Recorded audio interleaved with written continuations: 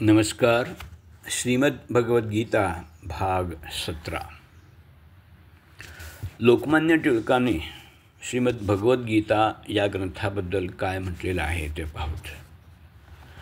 श्रीमद भगवद्गीता हा आमच्या धर्मग्रंथांपैकी एक अत्यंत तेजस्वी आणि निर्मल हिरा आहे.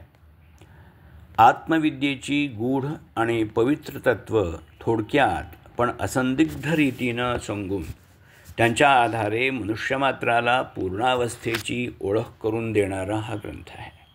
त्याचबरोबर भक्तीची, ज्ञानाची आणि अखेर या दोघांचीही व्यवहाराशी सोप्या आणि सुंदर रीतीनं जोड घालून संसारात भांबावून गेलेल्या मनाला शांत आणि निष्काम कर्तव्याचरणाला प्रवृत्त करणारा याच्यासारखा दुसरा ग्रंथ संस्कृतातच काय पण जगातील इतर वाङ्मयातही सापडणं दुर्मिळ होय.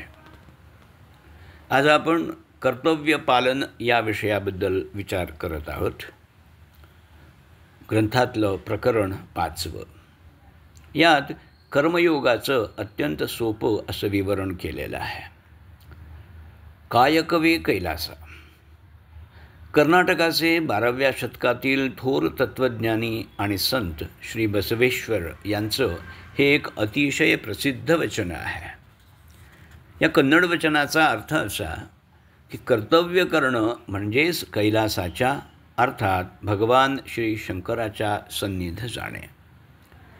यापूर्वी उल्लेख केल्याप्रमाणे क्षत्रिय असल्यानं जे केलंच पाहिजे, परंतु ज्यात गुरु, बांधव आणि सख्या सोयऱ्यांचा वध करण्याचं महापातक लागू शकतं असं युद्धासारखं घोर कर्म करू का नको हा गंभीर पेच अर्जुनाला पडला होता.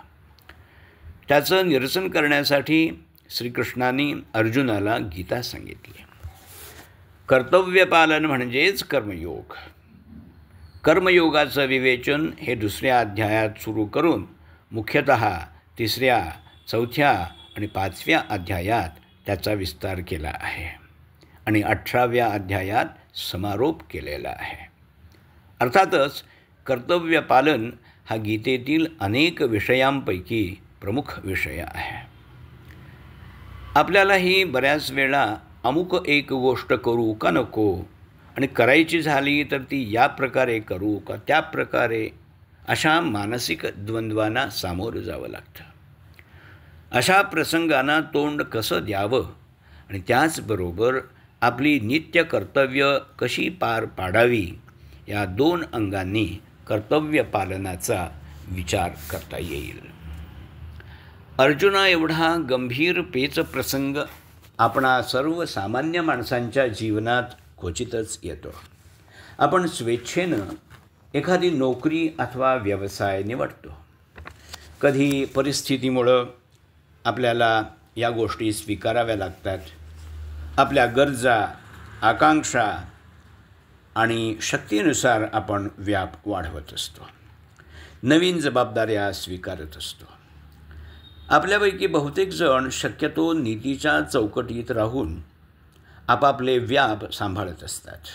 परंतु असं करताना अनीतीनं वागणारे समाजातले इतर काही जण झपाट्यानं धनसंपत्ती मिळवताना आपल्याला दिसतात. संपत्तीच्या जोरावर प्राप्त होणारे उपभोग घेण्याच्या बाबतीत आपल्या पुढं जातानाही दिसतात. अशावेळी आपला नीतीचा मार्ग आपण धरून ठेवायचा का नीतीच्या चौकटीतून बाहेर पडून इतरांसारखं पैसा, सत्ता, मानसन्मान यांच्या मागं धावत सुटायचं? असे द्वंद्व निर्माण होऊ शकते. काही कारणामुळं आपण केव्हा तरी नीतीच्या मर्यादा ओलांडतो. हे कारण कधी आंतरिक असतं, जसं की स्वार्थ, लोभ, मोह, मत्सर, द्वेष इत्यादी. कधी प्रतिकूल परिस्थिती असते, ती म्हणजे कुणाची तरी भीती, लाचारी इत्यादी बाह्यदडपणामुळे आपल्याला तसं करावं लागतं. अशा प्रसंगी आपण करतो ते योग्य का अयोग्य असा प्रश्न आपल्याला पडू शकतो. जेवढं मर्यादेचं अतिक्रमण अधिक, तेवढा हा पेच अधिक गंभीर. असा पेच प्रसंग येऊ नये म्हणून अथवा आलाच तर त्याला तोंड कसं द्यावं यासाठी गीतेतील काही सूत्र खूप उपयोगी पडतात. गीतेतील अत्यंत स्फूर्तिदायक श्लोकांपैकी एक श्लोक म्हणजे उद्धरेद आत्मनात्मानं नात्मानमवसादयेत आत्मैव ह्यात्मनो बंधुः आत्मैव रिपुरात्मनः. 6व्या अध्यायातला 5वा श्लोक आहे. आपला उद्धार आपणच करायचा असतो. आपलं अधःपतन आपणच रोखायचं असतं.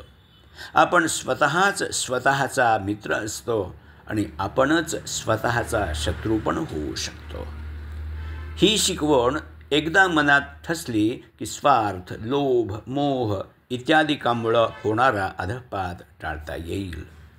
या शिकवणीमुळं आपण आपल्या या अधःपाताचं खापर दुसऱ्या कोणावर तरी फोडून स्वतःचा बालिश बचाव करणार नाही.